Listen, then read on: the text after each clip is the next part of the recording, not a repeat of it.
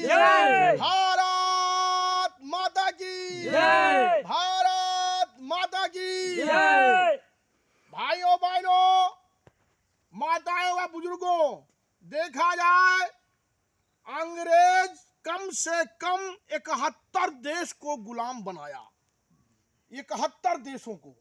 उसके बाद जब उसको पता हो गया जिस देश को छोड़ने के लिए उसको क्रांतिकारी नेता मिलकर के भगाने के लिए तैयार हो जाते थे, उस देश को छोड़ने के पहले वो हर देश को कई टुकड़ों में बांटने की कोशिश करता था। अंग्रेज जो है, देखा जाए अफगानिस्तान को कई टुकड़ों में बांट दिया, बड़े बड़े देशों पर उसका कब्जा था।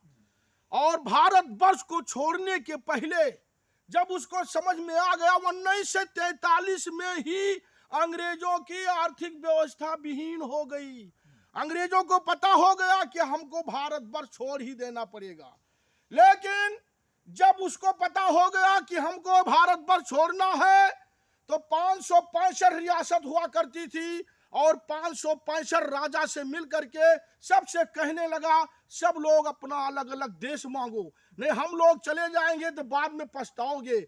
भारतवर्ष को तोड़ने के लिए अंग्रेज बहुत कुछ किया, लेकिन भगवान की कृपा देखी जाए, स्वर्गीय श्री पटेल जी ने रात दिन एक कर दिया और श्री पटेल जी के आगे अंग्रेजों की नहीं चली। मेरे भाइयों, पटेल जी ने हर तरह से अंग्रेजों के लिए एक ऐसा क्रांतिकारी नेता बन करके उभर करके सामने आए कि 565 रियासत के राजा को समझा करके और सभी राजा कहने लगे कि अगर हमारा देश गुलामी से मुक्त होता है तो हम अपने भारतवर्ष में विलय होंगे। और रही बात, 3 देश के राजा मानने को तैयार नहीं हुए, वो जूनागढ़ और हैदराबाद, जम्मू कश्मीर, ये 3 राजा अलग देश मांगने लगे। और हैदराबाद का निजाम जो मुसलमान था, वहां पर जनता हिंदू थी 90%। और हर तरह से स्वर्गीय श्री पटेल जी ने कहा, अगर आप मानते हैं तो मानते हैं, मैं हाथ में दही नहीं जमाया, चूड़ी नहीं पहना है, तुमको रात दिन में ऐसा ऑपरेशन चलाऊंगा कि तुमको पाकिस्तान भागना होगा। और हैदराबाद को निजाम पाकिस्तान में विलय करने के लिए पूरा तैयार हो गया था।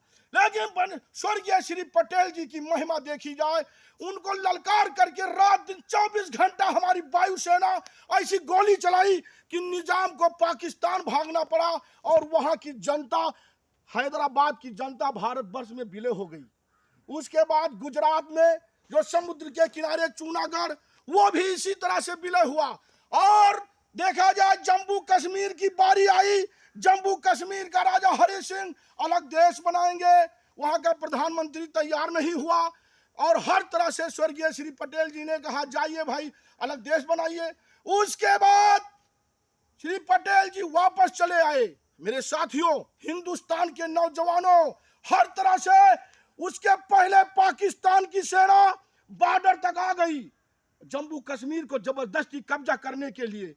फिर राजा हरि सिंह घबरा गया, वहां का प्रधानमंत्री की अब क्या किया जाए, हम भारतवर्ष में भी विलय नहीं हुए और जबरदस्ती पाकिस्तान अब ले लेगा, हम क्या करें।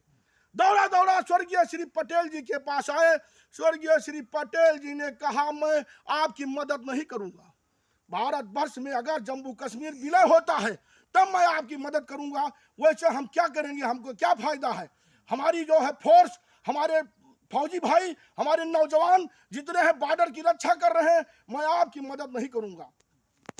फिर राजा हरि सिंह ने कहा कि मैं आपके शरण में लगता हूं, जैसा कहेंगे वैसा करूंगा, हमको बचाइए, हमको देश नहीं चाहिए, लेकिन पाकिस्तान में हम नहीं जाना चाहते हैं।